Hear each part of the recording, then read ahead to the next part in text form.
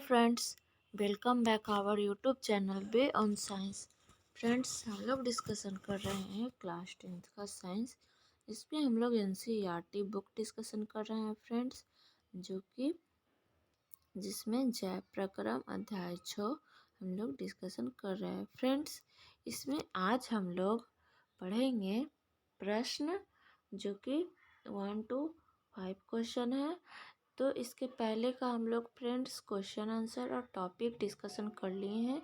तो चलिए फ्रेंड्स, इन क्वेश्चनों का उत्तर हम लोग जानते हैं।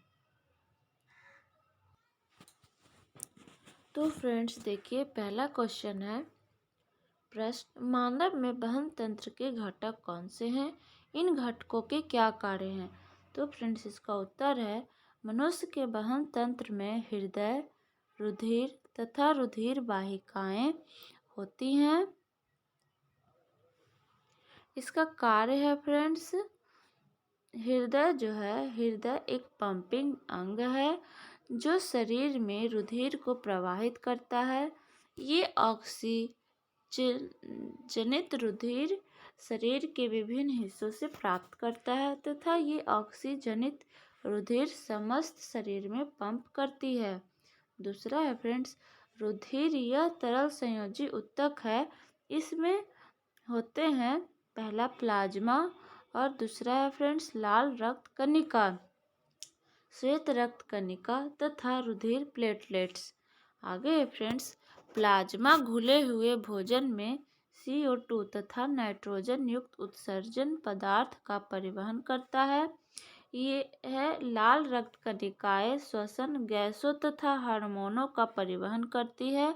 श्वेत रक्त कणिकाएं शरीर की रक्षा संक्रमण से करती है तथा प्लेटलेट्स जो है घायल अवस्था में रुधिर हानि को रुधिर का थक्का बना कर रोकती है। आगे है फ्रेंड्स, रुधिर वाहिकाओं का एक जाल होता है। वे समस्त शरीर में रुधिर के परिवहन में सहायता करती है। क्वेश्चन नंबर 2 है फ्रेंड्स, स्तनधारी तथा पक्षियों में ऑक्सीजनित तथा विऑक्सीजनित रुधिर को अलग करना क्यों आवश्यक है? तो फ्रेंड्स इसका उत्तर हो जाएगा, शरीर में ऑक्सीजन की सप्लाई प्रभावी तरह से रखने के लिए ऑक्सीजनित तथा विऑक्सीजनित रुधिर को अलग अलग रखना आवश्यक है। यह तंत्र उन जंतुओं के लिए आवश्यक है जिनको ऊर्जा की आवश्यकता अधिक है। स्तनधारियों तथा पक्षियों में ऊर्जा प्राप्त करने हेतु ऑक्सीजन की निरंतर सप्लाई आवश्यक है। नेक्स्ट क्वेश्चन है फ्रेंड्स, उच्च संगठित पादप में वहन तंत्र के घटक क्या हैं? तो इसका उत्तर हो जाएगा, पादपों में परिवहन तंत्र के प्रमुख घटक हैं, पहला जाइलम, दूसरा फ्लोएम। पहला है फ्रेंड्स जाइलम, इसमें वाहिकाएं तथा वाहिनिकाएं होती है। जाइलम जल तथा लवणों को मृदा से पत्ती तक परिवहित करने में मदद करते हैं। दूसरा है फ्लोएम, इसमें चलानी कोशिकाएं तथा सहचर कोशिकाएं होती है। फ्लोएम भोजन पदार्थों को पत्तियों से पादप के विभिन्न हिस्सों में परिवाहित करने में मदद करते हैं। इस क्रिया को स्थानांतरण कहते हैं। आगे है फ्रेंड्स, क्वेश्चन नंबर 4 है, पादप में जल और खनिज लवण का वहन कैसे होता है? तो इसका उत्तर हो जाएगा, जल तथा लवण मृदा से पत्तियों तक जाइलम कोशिकाओं द्वारा परिवाहित होते हैं। जड़, तने तथा पत्तियों की जाइलम कोशिकाएं परस्पर जुड़कर संयोजी मार्ग बनाते हैं। जड़ों की कोशिकाएं मृदा से लवण लेती है। ये मृदा जड़ के लवण की सांद्रता में फर्क उत्पन्न कर देता है। इसीलिए जल की निरंतर गति जाइलम में होती है। एक पारासरण दबाव उत्पन्न होता है और जल व लवण एक कोशिका से दूसरी कोशिका में परासरण के कारण प्रवाहित होते रहते हैं। बाष्पोत्सर्जन के कारण जल की निरंतर हानि होती रहती है तथा चूषण बल द्वारा उत्पन्न होता है, जिससे जल तथा लवण की निरंतर गति होती है और जल तथा लवणों का परिवहन होता रहता है। फ्रेंड्स चित्र है 6.6, पादप में बाष्पोत्सर्जन के दौरान जल की गति, यहाँ पे देखिए फ्रेंड्स, इस तरह से पौधों की जड़ों से यहाँ देखिए जल लिया गया है, यहाँ से ऊपर और इधर से बाहर की ओर जल निकल गया है। ये दिखा रहा है बाष्पन की क्रिया को दिखा रहा है फ्रेंड्स। देखिए यहाँ ऊपर चारों तरफ से जल बाष्पीकृत होकर बाहर निकल रहा है। आगे है फ्रेंड्स क्वेश्चन, पादप में भोजन स्थानांतरण कैसे होता है? तो फ्रेंड्स इसका उत्तर हो जाएगा, देखिए, पादपों में निर्मित भोजन फ्लोएम द्वारा भंडारण अंगों जैसे जड़, फल, बीज तथा विकासशील हिस्सों में प्रवाहित होता है।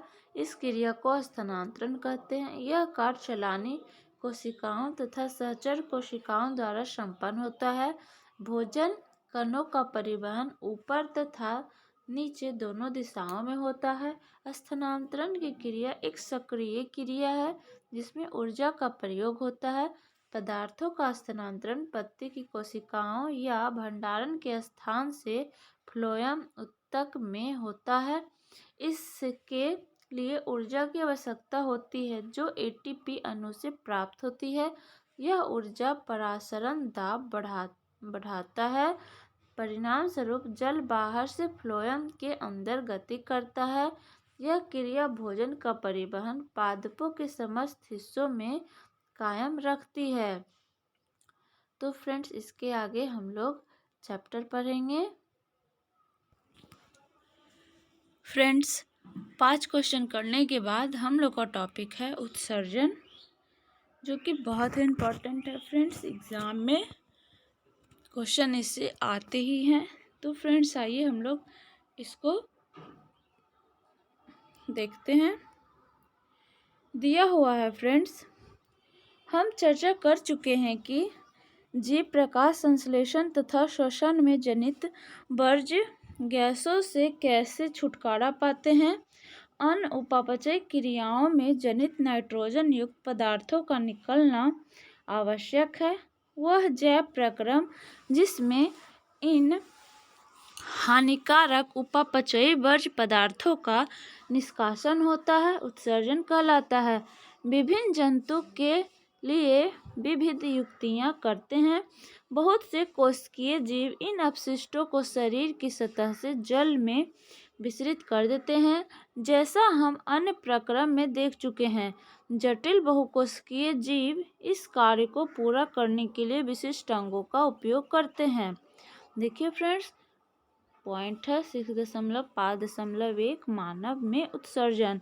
यहाँ पे देखिए फ्रेंड्स, चित्र 6.13 दिखाया गया है। इसमें फ्रेंड्स देखिए 2 यहाँ पे विक्र यानी कि किडनी है, ये बाएं विक्र है धमनी, और ये बायां विक्र यहाँ पे दिखाया गया है।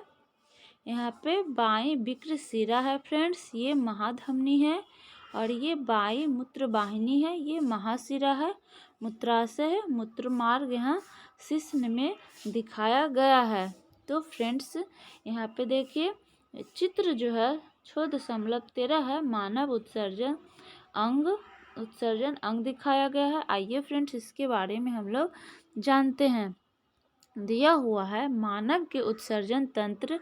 चित्र 6.13 में एक जोड़ा विक्र, एक मूत्रवाहिनी, एक मूत्राशय तथा एक मूत्र मार्ग होता है। विक्र उदर में रीढ़ की हड्डी के दोनों ओर स्थित होते हैं। विक्र में मूत्र बनने के बाद मूत्रवाहिनी होता हुआ मूत्राशय में आ जाता है तथा यहाँ तब तक एकत्र रहता है जब तक मूत्र मार्ग से यह निकल नहीं जाता। मूत्र किस प्रकार तैयार होता है? मूत्र बनने का उद्देश्य रुधिर में से वर्ज्य पदार्थ को छानकर बाहर निकालना है। फुसफुस में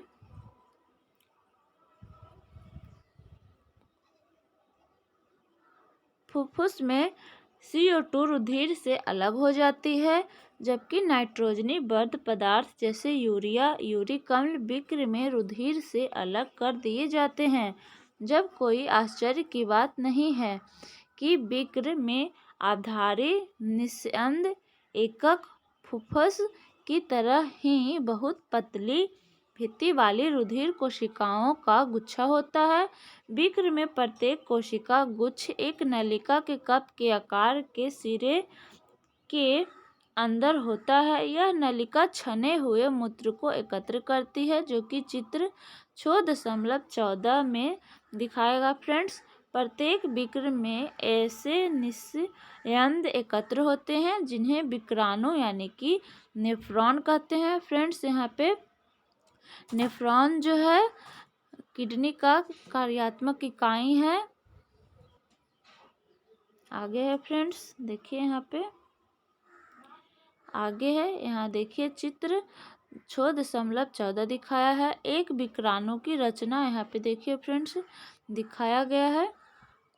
कोशिका गुच्छ देखिए जो ग्लामेरुल है, बेसम संपुट है, विक्राणु का नलिकार भाग है, वृक्क धमनी की शाखा है, वृक्क शिरा की शाखा है, वृक्क धमनी ये संग्राहक जो है फ्रेंड्स वाहिनी है।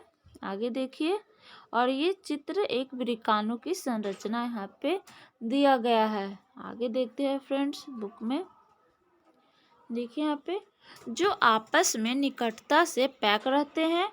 प्रारंभिक निस्यंद में कुछ पदार्थ जैसे ग्लूकोज, अमीनो अम्ल, लवण और प्रचुर मात्रा में जल रह जाते हैं।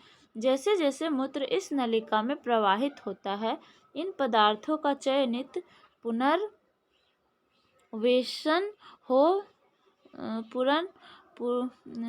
पुनरवशोषण हो जाता है। जल की मात्रा पुनरवशोषण शरीर में उपलब्ध अतिरिक्त जल की मात्रा पर तथा कितना विलेय वर्ज्य पदार्थ उत्सर्जित करना है इस पर निर्भर करता है। प्रत्येक विक्र में बनने वाला मूत्र एक लंबी नलिका मूत्रवाहिनी, जो नलिका है वो मूत्रवाहिनी है, में प्रवेश करता है, जो विक्र को मूत्राशय से जोड़ती है। मूत्राशय में मूत्र भंडारित रहता है तब तक कि फैले हुए मूत्राशय का दाब मूत्र मार्ग द्वारा उसे बाहर न कर दे। मूत्राशय पेशीय होता है, अतः यह तंत्रिका नियंत्रण में है। हम चर्चा कर चुके हैं, परिणाम स्वरूप हम प्रायः मूत्र निष्कासी को नियंत्रित कर लेते हैं। आगे है फ्रेंड्स, देखिए यहाँ पे कृत्रिम वृक्क यानी कि अपोहन, जिसे फ्रेंड्स अंग्रेजी में डायलिसिस कहा जाता है। यहाँ देखिए फ्रेंड्स अपोहन डायलिसिस दिया गया है इसका नाम। देखिए फ्रेंड्स इसमें क्या दिखाया गया है, कृत्रिम विक्र, प्राकृतिक विक्र जो है फ्रेंड्स देखिए जो भगवान बना दिए हैं, कितना छोटा सा है, शरीर में सारा काम कर देता है। लेकिन वही फ्रेंड्स देखिए मानव कृत्रिम विक्र बनाया है, जिसे डायलिसिस बाहर में कितना जटिल संरचना है। देखिए फ्रेंड्स धमनी से पंप का मार्ग, यहाँ पे जो नस है उससे पंप का ये मार्ग है। चयनित परागमय झिल्ली की बनी नलिका इसमें है फ्रेंड्स। और देखिए अपोहन विलय यानी कि जो डायलिसिस का विलयन है। उपकरण से शिरा का मार्ग, यहाँ पे जो ये यंत्र है उपकरण है उसमें धमनी या शिरा का मार्ग है। अपोहन के लिए ताजा विलयन ये है फ्रेंड्स।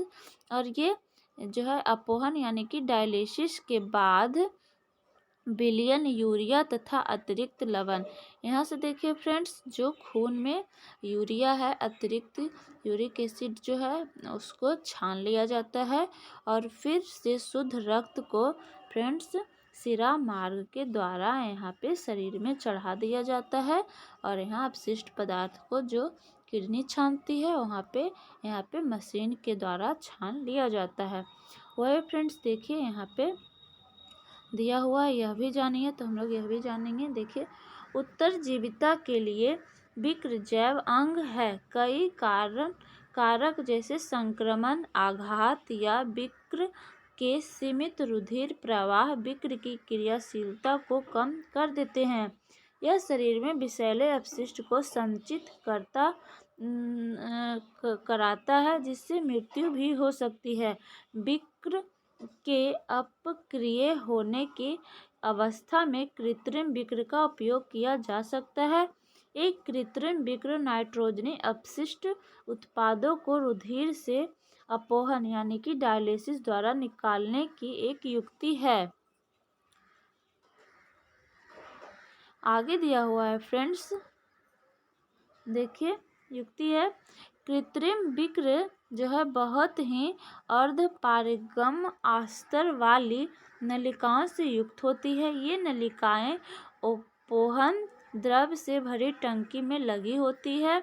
इस द्रव का परासरण दाब रुधिर जैसा ही होता है, लेकिन इसमें नाइट्रोजनी अपशिष्ट नहीं होते हैं। रोगी के रुधिर से इन नलिकाओं से प्रवाहित कराते हैं। इस मार्ग में रुधिर से अपशिष्ट उत्पाद विसरण द्वारा अपोहन द्रव में आ जाते हैं। शुद्धिकृत रुधिर वापस रोगी के शरीर में पंपित कर दिया जाता है। यह विक्र के कार्य के समान है, लेकिन एक अंतर है कि इसमें कोई पुनर्वशोषण नहीं है। प्रायः एक स्वस्थ वयस्क में प्रतिदिन 180 लीटर आरंभिक निस्यंद वृक्क में होता है। यद्यपि एक दिन में उत्सर्जित मूत्र का आयतन वास्तव में 1 या 2 लीटर होता है। शेष निस्यंद वृक्क नलिकाओं में पुनर्वेशित हो जाता है। आगे दिया हुआ है फ्रेंड्स, अब मानव में उत्सर्जन के बाद हम लोग को पढ़ना है पादप में उत्सर्जन। तो देखिए फ्रेंड्स, इसको हम लोग पढ़ते हैं। पादप उत्सर्जन के लिए जंतुओं से बिल्कुल भिन्न युक्तियां प्रयुक्त करते हैं। प्रकाश संश्लेषण में जनित ऑक्सीजन की अपशिष्ट उत्पाद कही जा सकती है। हम पहले चर्चा कर चुके हैं कि पौधे ऑक्सीजन तथा कार्बन डाइऑक्साइड के साथ कैसा व्यवहार करते हैं। ये अतिरिक्त जल से बाष्पोत्सर्जन द्वारा छुटकारा पा सकते हैं। पादपों में बहुत से ऊतक मृत कोशिकाओं के बने होते हैं और वे अपने कुछ भागों जैसे पत्तियों का क्षय भी कर सकते हैं। बहुत से पादप अपशिष्ट उत्पाद कोशिकीय रिक्तिका में संचित रहते हैं। पौधे से गिरने वाली पत्तियों में भी अपशिष्ट उत्पाद संचित रहते हैं। अन्य अपशिष्ट उत्पाद रेजिन तथा गोंद के रूप में विशेष रूप से पुराने जाइलम में संचित रहते हैं। पादप भी कुछ अपशिष्ट पदार्थों को अपनी आसपास की मृदा में उत्सर्जित करते हैं। देखिए फ्रेंड्स, यहाँ पे क्वेश्चन दिया हुआ है फ्रेंड्स। 3 क्वेश्चन है हम लोग का। विक्राणु यानी कि नेफ्रॉन की संरचना तथा क्रियाविधि का वर्णन कीजिए। और उत्सर्जित पदार्थ से छुटकारा पाने के लिए पादप किन विधियों का उपयोग करते हैं। मूत्र बनने की मात्रा का नियमन किस प्रकार होता है। तो फ्रेंड्स, अभी हम लोग कुछ देर में तीनों प्रश्न का उत्तर जानेंगे। पहले फ्रेंड्स हम लोग कर लेते हैं आपने क्या सीखा। तो इसमें दिया हुआ है फ्रेंड्स, विभिन्न प्रकार की गतियों को जीवन सूचक माना जाता है। दूसरा है फ्रेंड्स, जीवन के अनुरक्षण के लिए पोषण, श्वसन, शरीर के अंदर पदार्थों का संवहन तथा अपशिष्ट उत्पादों का उत्सर्जन आदि प्रक्रम आवश्यक है। दूसरा है फ्रेंड्स, स्वपोषी पोषण में पर्यावरण से सरल कार्बनिक पदार्थ लेकर पदार्थ तथा बाह्य ऊर्जा स्रोत जैसे सूर्य का उपयोग करके कच्चे ऊर्जा वाले जटिल कार्बनिक पदार्थों का संश्लेषण करना है। विषम पोषी पोषण में दूसरे जीवों द्वारा तैयार किए जटिल पदार्थों का अंतर्ग्रहण होता है। मनुष्य में खाए गए भोजन का विखंडन भोजन नली के अंदर कई चरणों में होता है तथा पाचित भोजन क्षुद्रांश में अवशोषित करके शरीर की सभी कोशिकाओं में भेज दिया जाता है। आगे है फ्रेंड्स, श्वसन प्रक्रम में ग्लूकोज जैसे जटिल कार्बनिक यौगिकों का विखंडन होता है, जिससे एटीपी का उपयोग कोशिका में होने वाली अन्य क्रियाओं को ऊर्जा प्रदान करने के लिए किया जाता है। श्वसन वायवीय या अवायवीय हो सकता है। वायवीय श्वसन से जीवों को अधिक ऊर्जा प्राप्त होती है। मनुष्य में ऑक्सीजन, कार्बन डाइऑक्साइड, भोजन तथा उत्सर्जित उत्पाद सरीखे पदार्थों का वहन परिसंचरण तंत्र का कार्य होता है। परिसंचरण तंत्र में हृदय, रुधिर,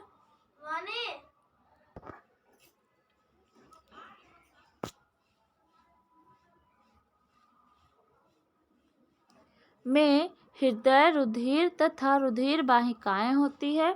उच्च विभेदित पादपों में जल, खनिज, लवण, भोजन तथा अन्य पदार्थों का परिवहन संवहन ऊतक का कार्य है, जिसमें जाइलम तथा फ्लोएम होते हैं। मनुष्य में उत्सर्जित उत्पाद विलेय नाइट्रोजनी यौगिक के रूप में वृक्क के वृक्काणु नेफ्रॉन द्वारा निकाले जाते हैं। आगे है फ्रेंड्स हम लोग का, देखिए एक पॉइंट और है। पादप अपशिष्ट पदार्थों से छुटकारा प्राप्त करने के लिए विविध तकनीकों का उपयोग करते हैं। उदाहरण के लिए अपशिष्ट पदार्थ कोशिका रिक्तिका में संचित किए जा सकते हैं या गोंद व रेजन के रूप में गिरती पत्तियों द्वारा दूर किया जा सकता है। ये अपने आसपास की मृदा में उत्सर्जित कर देते हैं। आगे है फ्रेंड्स हम लोग का अभ्यास प्रश्न, जो कि फ्रेंड्स जिसमें कि 13 क्वेश्चन दिए हुए हैं, जो कि हम लोग नेक्स्ट वीडियो में पूरे क्वेश्चन को डिस्कशन करेंगे। 3 क्वेश्चन पार्ट का है फ्रेंड्स। तो मिलते हैं अगले नेक्स्ट वीडियो में। तब तक फ्रेंड्स हमारे चैनल को सब्सक्राइब ज़रूर कर लें ताकि अगले वीडियो का नोटिफिकेशन आपको मिल जाए। तो फ्रेंड्स मिलते हैं नेक्स्ट वीडियो में।